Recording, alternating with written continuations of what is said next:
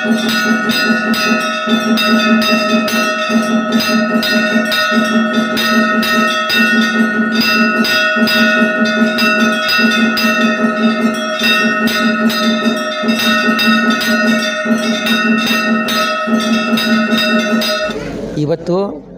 ನಮ್ಮ C V ಮಹದೇವಯ್ಯನವರ ವಿವಾಹದ 50ನೇ ವಾರ್ಷಿಕೋತ್ಸವ, ಸುವರ್ಣ ಮಹೋತ್ಸವ.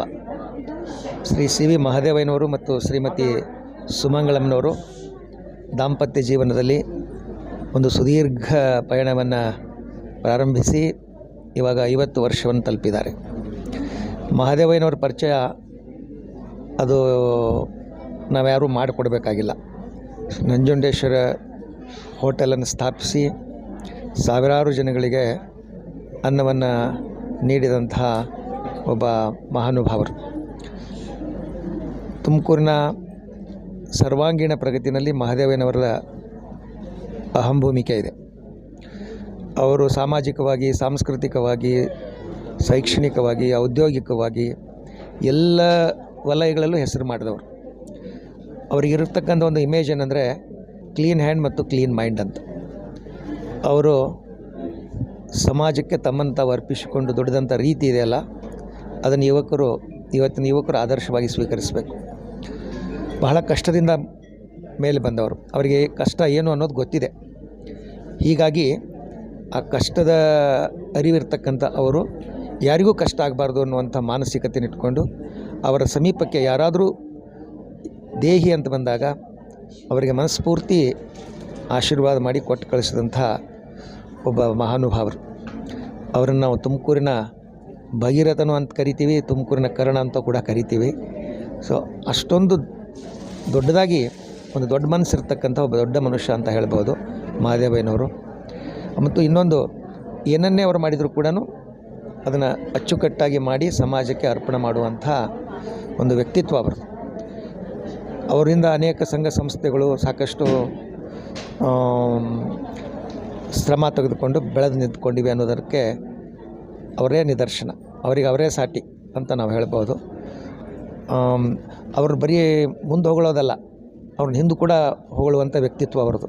ಕೆಲವು ವ್ಯಕ್ತಿತ್ವಗಳಿರ್ತವೆ, ಮುಂದೆ ಮಾತ್ರ ಹೊಗಳಬೇಕಾಗ್ತದೆ, ಹಿಂದೆ ಹೊಗಳಕ್ಕಾಗಂಗಿಲ್ಲ. ಆದರೆ ಮಹದೇವಯ್ಯನವ್ರನ್ನ ನಾವು ಹಿಂದೂ ಕೂಡ ಹೊಗಳಬೇಕಾಗ್ತದೆ, ಹಿಂದೂ ಕೂಡ ಹೊಗಳಿಸಿಕೊಳ್ಳುವಂಥ ವ್ಯಕ್ತಿತ್ವ ಮಹದೇವಯ್ಯನವ್ರದ್ದು.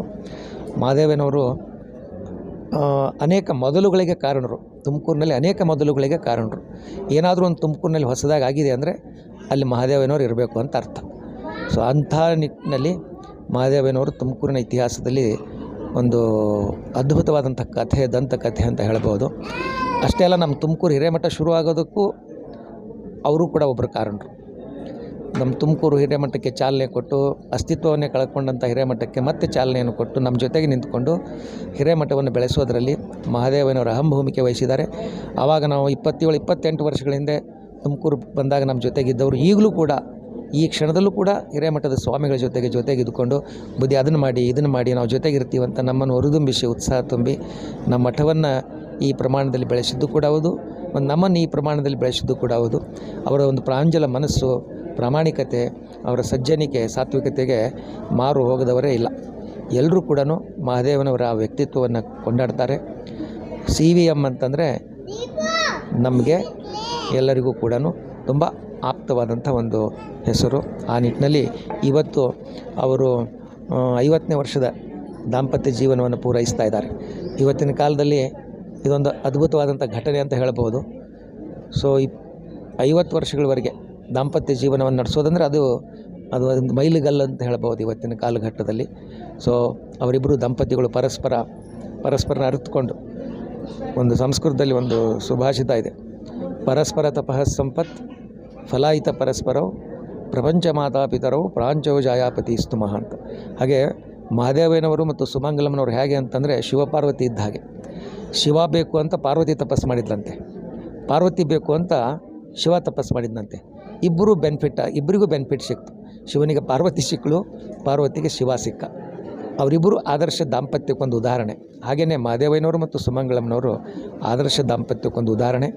ಇವತ್ತಿನ ದಿನ ಅವರಿಬ್ಬರು ಕೂಡ, ಅವರು ಎಲ್ಲರೂ ಅಭಿಮಾನಿಗಳು, ಅವರ ಬಂಧು ಬಳಗ, ಅವರ ಸ್ನೇಹಿತರು, ಹಿತೈಷಿಗಳು ಎಲ್ಲರೂ ಸೇರಿ ಈ ಒಂದು ಸಂಭ್ರಮವನ್ನು ಆಚರಿಸ್ತಾ ಇದ್ದಾರೆ.